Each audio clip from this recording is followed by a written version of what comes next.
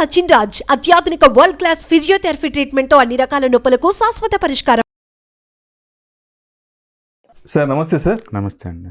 సుందరారెడ్డి గారు, మరొక caller number రెడీగా ఉంది. డాక్టర్ బి శశిధర్ గారు ఫ్రమ్ గుంటూరు, మేబీ మీ ఊరే అనుకుంటాను. సో మీ డిస్ట్రిక్ట్ అనుకుంటాను. సో డాక్టర్ గారికి కాల్ చేసి మాట్లాడదాం.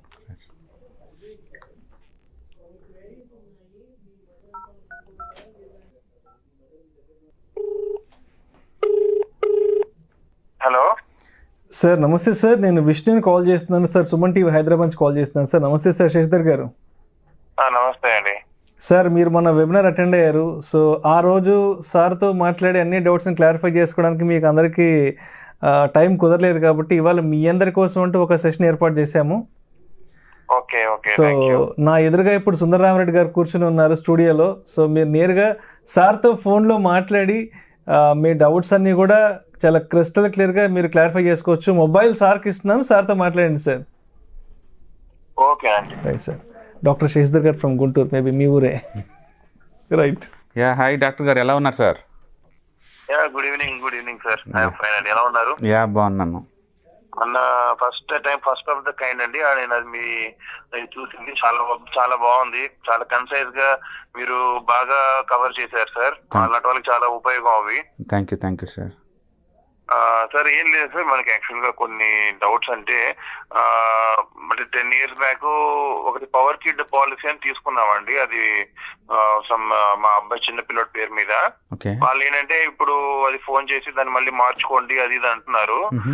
అదేమైనా మార్చుకోవచ్చా అండి, లేదంటే అది కంటిన్యూ చేసుకోవచ్చా అండి అట్లానే? సో బేసికల్గా అది ఎంత మీ ప్రీమియం ఎంత కడుతున్నారు అండ్ మెచ్యూరిటీ వాల్యూ ఎంత అండ్ ఓవరాల్గా ఇన్సూరెన్స్ ఎంత కవర్ అవుద్ది అన్నదాన్ని బట్టి మనం డిసిషన్ తీసుకోవాలండి. అండ్ ఎక్కువ సార్లు ఇన్సూరెన్స్ని ఇన్వెస్ట్మెంట్కి క్లబ్ చేయొద్దండి. ఇన్సూరెన్స్ అంటే ఏంటంటే బెస్ట్ పాలసీ ఎప్పుడు టర్మ్ ఇన్సూరెన్స్ అనమాట.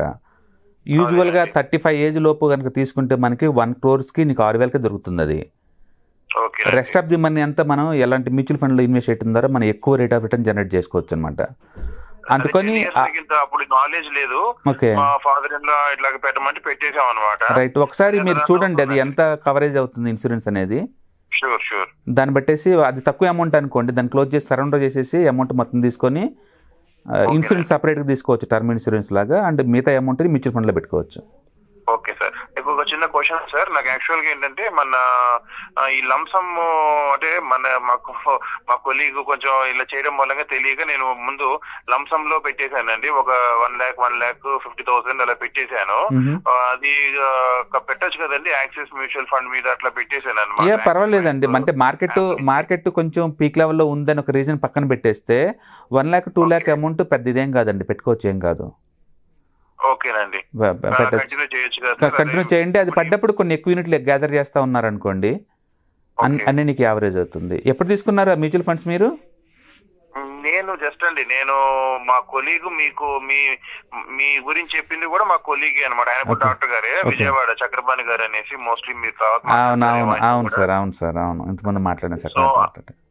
ఆయన ప్రోద్బలం తోటి నేను మీ సెషన్ అటెండ్ అయ్యాను. ఆయన కొంచెం ఇవన్నీ చెప్పడం మూలంగా నేను యాప్ ద్వారా వెళ్ళి అప్పుడే ఫస్ట్ అదేదో యాక్సిస్ బ్యాంక్ అది 5 star అంటే యాక్సిస్ మ్యూచువల్ సెలెక్ట్ అంటూ అట్లా వాడిచ్చిన ప్రకారం నేను ఇన్వెస్ట్ చేశాను అనమాట. నాకు నాలెడ్జ్ లేదు. ఒకవేళ మీరు తీసుకుంది కనుక రెగ్యులర్ అయితే కనుక దాన్ని పాస్ చేయండి, ఆపేసేయండి. ఒకవేళ డైరెక్ట్ మ్యూచువల్ ఫండ్స్ అయితే కనుక axis small cap direct growth మంచి ఫండ్ అండి అది. ఓకేనండి. అంటే యాక్చువల్ గా సార్ ఈ రెగ్యులర్ అనేవి అంటే మా ఫాదర్ ఇన్ లా వాళ్ళ ఫ్రెండ్ మన ఓపెన్ చేయించారు జస్ట్ ఒక 1 month బ్యాక్ అనమాట. ఒక 4 MF సెంట్రల్ లో యాప్ లో ఒక 4 ఓపెన్ చేయించారు అనమాట. 10,000. బట్ ఎంఎఫ్ సెంటర్ లో డైరెక్ట్ దాంట్లో రెగ్యులర్ ఉండవు, డైరెక్ట్ అవన్నీ. అంటే అక్కడ దానికి పేరు రెగ్యులర్ అనేసి వస్తుంది సార్. రెగ్యులర్ అనే ఉన్నాయి అనమాట. అంటే ఇప్పుడు ఫర్ ఎగ్జాంపుల్ కొన్ని రెగ్యులర్ ఫండ్స్ అట్లా ఉన్నాయి సార్. అది పర్లేదు అంటారా? నో, ఎంఎఫ్ సెంటర్లో కనుక్కుంటే అందులో డైరెక్ట్ దొరుకుతాయండి. బహుశా మీ రిలేటివ్ అతను డైరెక్ట్ రెగ్యులర్ పెట్టినట్టున్నారు. ఒకవేళ మీ మ్యూచువల్ ఫండ్స్లో కనుక రెగ్యులర్ అనే పదం కనుక ఉంటే మీకు ఇప్పుడు నాలెడ్జ్ వచ్చింది కాబట్టి మీరే ఓన్గా పిక్ చేయగలుగుతారు కాబట్టి మీరు డైరెక్ట్ తీసుకున్నది పాస్ చేసి దాన్ని ఆపేసేయండి. ఒకవేళ దాంట్లో రెగ్యులర్ లేదు డైరెక్ట్ అని ఉంది అంటే కనుక మీరు కంటిన్యూ చేసుకోవచ్చు. నాలెడ్జ్ లేకపోతే ఓకే అండి, నాలెడ్జ్ ఉన్నప్పుడు మనమే పిక్ చేసుకోవచ్చు. రెండోది అతను మీ దగ్గర రిలేటివ్నే మ్యూచువల్ ఫండ్ అండర్ పర్ఫార్మ్ చేసినప్పుడు వాటిని మారుస్తారు అనుకుంటే 1% కూడా ఇవ్వడం తప్పేం లేదు. కానీ వాళ్ళు మనకు తెలిసిన వాళ్ళు అయ్యి ఉండి మన జాగ్రత్త చూసుకుంటారు అనుకుంటే పర్వాలేదు. అదే అన్నోన్ పర్సన్ అయ్యి ఉండి మళ్ళీ మనకి హెల్ప్ చేయడం అనుకున్నప్పుడు ఈవెన్ 1% ఇవ్వడం కూడా వేస్టే కదా. అట్లా అనమాట. మీకు ఇప్పుడు నాలెడ్జ్ ఉంది కాబట్టి ఆల్రెడీ మీరే డైరెక్ట్ పిక్ చేసుకోవచ్చు. మీరు ఏ మ్యూచువల్ ఫండ్ అయినా సరే 2 కన్నా ఎక్కువ తీసుకోవద్దు. ఒకటి స్మాల్ క్యాప్ కేటగిరీ, రెండోది మిడ్ క్యాప్ కేటగిరీ. 2 కేటగిరీ ఉంటుంది లాంగ్ టర్మ్ పాయింట్ ఆఫ్ లో. మీరు చేయాల్సిందల్లా డౌన్ అయినప్పుడల్లా కొన్ని యూనిట్స్ని యాడ్ చేయడం ఒకటే మనం చేయాల్సిందే. సార్ ఇది మన ఈ మార్కెట్ ఎక్కడ ఏ ప్లాట్ఫామ్ మీద తెలుస్తుంది సార్, ఏది డౌన్ అయింది, ఏది మీకు ట్రేడింగ్ అకౌంట్ ఉంటే దాంట్లో మీరు నిఫ్టీ 50 అని టైప్ చేసుకున్నారనుకోండి, మార్కెట్ ఓవరాల్ మూవ్ కనిపిస్తూ ఉంటుంది. లేదంటే గూగుల్లో మీకు నిఫ్టీ షేర్ ప్రైస్ అని టైప్ చేసినా సరే మీకు అర్థమవుతూ ఉంటుంది. లేదు అంటే మీరు మ్యూచువల్ ఫండ్స్ని ఏంటంటే డాక్యుమెంట్ చేసుకోండి. ఎస్ఐపి పెట్టారనుకోండి, ఏ రోజు ఎంత అమౌంట్ కట్ అవుతుంది, అప్పుడు యూనిట్ వాల్యూ ఎంత ఉంటుందో మనం చూస్తారు కదా. ఎప్పుడైనా యూనిట్ వాల్యూ కనుక ఒక 5% డిస్కౌంట్లో వస్తుంది అనుకోండి, మనం బై చేసిన దాంతో పోల్చుకున్నప్పుడు ఓకే కొన్ని యూనిట్స్ని అడిషనల్ కొనడం బాగుంటుందని చెప్పేసి అప్పుడు మనం అడిషనల్ యూనిట్స్ కొనొచ్చు అనమాట. అలాగే మీరు ఎప్పుడైనా అమ్మాలి అనుకున్నప్పుడు కూడా యూనిట్ వాల్యూ కొంచెం ఒక 30-40% ప్రాఫిట్లో ఉన్నారనుకోండి, కావాలంటే కొన్ని యూనిట్స్ మీరు అమ్మేసుకొని మనీ ఎన్కాష్ చేసుకోవచ్చు. అది ఆఫ్టర్ 1 year తర్వాత అనమాట. 1 year లోపు అయితే ఎగ్జిట్ లోడ్ అని 1% వేస్తారనమాట. మీరు 1% తర్వాత చేసుకోవచ్చు. Okay sir, sure. ఎంత వరకు పెట్టొచ్చు సార్ యాక్చువల్గా ఈ మ్యూచువల్ ఫండ్స్ లో? మనం ఎంతని పెట్టుకోవచ్చు అండి. Actual long term point of లో ఒక 50 లక్షలు 1 కోటి అలా ఫండ్ క్రియేట్ చేసుకుందాం అనుకోండి మ్యూచువల్ ఫండ్ లో. తర్వాత మీరు SWP యాక్టివేట్ చేశారనుకోండి, okay, every month 1 lakh 2 lakh అలా మన జీవితకాలం తరతరాలు పెన్షన్ ఫండ్స్ లా తీసుకుంటూ పోవచ్చు అనమాట. అందుకని మ్యూచువల్ ఫండ్స్ లాంగ్ టర్మ్కి చాలా బాగుంటాయి. ఎందుకంటే యావరేజ్ మీద 20-25% గ్రో అవుతూనే ఉంటాయి. మనం అందులో నుంచి ఒక 10% బ్యాక్ తీసుకుంటాం అనుకో ఎవ్రీ ఇయర్, స్టిల్ ఫండింగ్ పెరుగుతూనే ఉంటుంది కదా. ఈ SWP ఎట్లా యాక్టివేట్ చేసుకోవాలి సార్? ఒకసారి మీరు ఫండ్స్ కొన్న తర్వాత మీరు అక్కడ సెల్ బటన్ నొక్కాలని ట్రై చేశారనుకోండి, పక్కనే ఉంటాయి రిడీమ్ అని, SWP అని, యాడ్ సమ్ మోర్ అని బటన్స్ వస్తాయి అనమాట. మీకు అది అక్కడ యాక్ట్ చేసుకుంటే సరిపోతుంది. అప్పుడు అది మీకు ఎప్పుడైనా విత్డ్రాల్ చేసుకుందాం అనుకున్నప్పుడు మాత్రమే అది చేయాలి SWP, అంటే మన ఫండ్ పెద్ద అయిన తర్వాత. ఓకే, మీరు గ్రూప్లో ఉంటారు కాబట్టి మా వాళ్ళు అప్పుడప్పుడు పింగ్ చేస్తుంటారు. ఏదైనా ఉంటే మన వీడియోస్ కూడా చూస్తుంటే మీకు ఐడియా జనరేట్ అవుతుంది. డెఫినెట్గా మార్కెట్ డౌన్ అయినప్పుడు మాత్రం కొన్ని అడిషనల్ యూనిట్స్ కొనండి మాన్యువల్గా, అప్పుడు సరిపోతుంది అంతే. Right sir, all the best sir. Thank you. So చెప్పండి సార్. డెఫినెట్గా అండి. అండ్ డాక్టర్ కమ్యూనిటీలోకి వెళ్ళిపోతుంది ప్రోగ్రాము. అండ్ వాళ్ళకే చాలా బిజీగా ఉంటారండి, మనకు తెలిసిన కదా డాక్టర్ పేషెంట్స్ తోటి వాటితోటి వీటితోటి. అండ్ బట్ కోవిడ్ పుణ్యం అంటూ చాలామందికి ఫ్రీ టైం దొరికినప్పుడు చాలామంది IT వాళ్ళు, నాన్ IT వాళ్ళు, మెడికల్ వాళ్ళందరూ కూడా ఈ స్టాక్ మార్కెట్ గురించి తెలుసు. ఇంతకుముందు అంటే ఫినాన్స్ అంటే సపరేట్ ప్రొఫెషన్, మందగాదు అన్నట్టు దూరంగా ఉండేవాళ్ళు. ఇప్పుడు వాళ్ళకు కూడా అది ఎంత అవసరమైందో వాళ్ళకి అర్థమవుతుంది.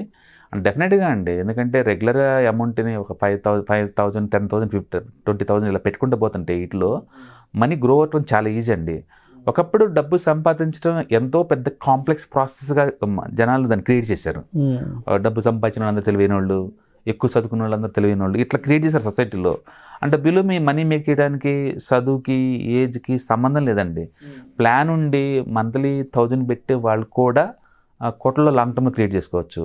అర్జెంటుగా చేయాలంటే స్పెక్యులేషన్ పోయి లాస్ అవుతారేమో, కానీ లాంగ్ టర్మ్ ప్లాన్ చేసుకున్న డెఫినెట్గా మనీ మేక్ చేస్తారండి. వాళ్ళు ఇవ్వాల్సింది ఎనఫ్ టైం ఇవ్వండి. Time is equal to money, అంతే. మీరు ఎనఫ్ టైం కనుక ఇస్తే అండ్ మేక్ చేసుకోవచ్చు. అంటే పర్టికులర్ డాక్టర్ కమ్యూనిటీ వాళ్ళు కొన్ని లక్షల మంది ఉన్నారు మన తెలుగు వాళ్ళు డాక్టర్లు. ప్రాపర్గా ప్లాన్ చేసుకుంటే బోల్డ్ అంతా మనీ గ్యాదర్ చేసుకోవచ్చు అండి. అండ్ రిటైర్మెంట్ ప్లానింగ్ వాడుకోవచ్చు. చాలామంది రిటైర్మెంట్ ప్లాన్ చేసుకుని తర్వాత చూసుకుందాం అనుకుంటారు. అండ్ ఖచ్చితంగా ప్లాన్ చేసుకోవాలి, ఎందుకంటే time is equal to money. తక్కువ మనీతోటే మనం కోట్లు ఫండ్ క్రియేట్ చేసుకోవచ్చు అనమాట. ఒక్కసారి మన ఫండ్ కనుక 50 లక్షల కోటి అయిందనుకోండి, SWP యాక్టివేట్ చేసాం అనుకోండి, ఇక ఎవ్రీ మంత్ SIP లాగా ఎట్లా పంపించామో వస్తూనే ఉంటాయి. మనకి పీస్ ఆఫ్ మైండ్తో బతకొచ్చండి. ఒకప్పుడు అంటే కిడ్స్ ఎదురు కూర్చున్న వాళ్ళు కాబట్టి మనం చూసుకుంటారనే అభయం ఉంటుంది. ఇవాళ రేపట్లో గ్లోబల్ సిటిజన్స్ ఎక్కడ పోయి సెటిల్ అవుతారో మనకే తెలియదు. వాళ్ళ రిక్వైర్మెంట్స్ వాళ్ళకు ఉంటాయి. అలాంటప్పుడు మనం వాళ్ళ మీద డిపెండ్ అయ్యి మన చిన్న కోరికలు అన్నీ చెప్పలేం కదా. అందుకని బెస్ట్ ఏంటంటే ప్రతి ఒక్కళ్ళు కూడా ఓకే ఒక 20-30 years ముందే ప్లాన్ చేసుకోండి రిటైర్మెంట్కి. కనీసం 1,000 రూపీస్ అని 2,000 పక్కన పెట్టాలా, చాలా లేదు అనకూడదు. రీసెంట్గా నేను ఒక పోడ్కాస్ట్ విన్నానండి.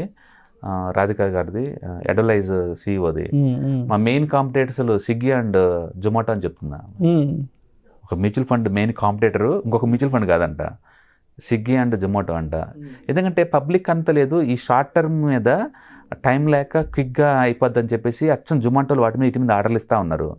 ఒక జొమాటోకి 40 కోట్ల మంది కస్టమర్స్ ఉన్నారు, స్విగ్గీకి 40 కోట్ల మంది కస్టమర్స్ ఉన్నారు. మ్యూచువల్ ఫండ్స్లో మొత్తం కలిసి ఇండియాలో ఉంది 5% అండి. మ్యూచువల్ ఫండ్స్ మాత్రం లాంగ్ టర్మ్లో వెల్త్ క్రియేట్ చేసుకోవచ్చు. ఇక్కడ ఉన్న వాళ్ళు just 5 to 6 crore unique accounts ఉంది మ్యూచువల్ ఫండ్స్లో. బట్ అక్కడ మాత్రం 40 crores ఉన్నారు వాళ్ళకి అకౌంట్స్. అండ్ మనం మంత్లీ 1,000 పెట్టమంటే మా దగ్గర డబ్బులు చాలా అంటారు. ఇక్కడ బిల్ చూస్తే స్విగ్గీ జొమాటోలో బిల్తో ఒక్కొక్కరు 5,000 6,000 ఉంటాయి మంత్లీ బిల్స్. మంత్లీ చాలా మంది ఉంటారు. కిడ్స్ ఉన్నారంటే ఇక పిజ్జాల బర్గర్ల ఆర్డర్లు ఇస్తూ ఉంటారు. అంటే సేవింగ్ని కొంత కంట్రోల్ చేయగలిగితే, కొంత నేను మొత్తం అంటలేదు, కొంత ఇటు షిఫ్ట్ చేస్తే అదే కిడ్కి మనం 20 years వచ్చినప్పుడు వాడికి మనం 1 కోటి రూపాయలు ఇవ్వచ్చు. వాడిని ఒక మంచి ఎంటర్‌ప్రెన్యూర్‌లా తయారు చేయొచ్చు. మనీ ఉంటే అన్నీ ఉన్నట్టే కదా ఏజ్కి. నాలెడ్జ్ ప్లస్ మనీ ఇస్తే కిడ్స్కి కత్తిలా తయారవుతారు. అందుకని కొంత సేవ్ చేసేసి, మొత్తం కాకపోయినా కొంత సేవ్ చేసేసి లాంగ్ టర్మ్ ప్లానింగ్ ఉంటే డెఫినెట్గా మంచి బ్రైట్ ఫీచర్స్ ఉంటాయండి నెక్స్ట్ జనరేషన్ వాళ్ళకి. ఇప్పుడిప్పుడే సొసైటీ అవేర్నెస్ పెరుగుతుంది కాబట్టి, ఫైనాన్షియల్ లిటరసీకి ఇంపార్టెన్స్ ఇస్తున్నారు కాబట్టి డెఫినెట్గా ముందు రోజుల్లో స్మూతింగ్ లైఫ్స్ ఉంటాయి. ఇంత ముందులాగా అంత స్ట్రగుల్ అయ్యేది ఉండదు. Right sir, thank you sir.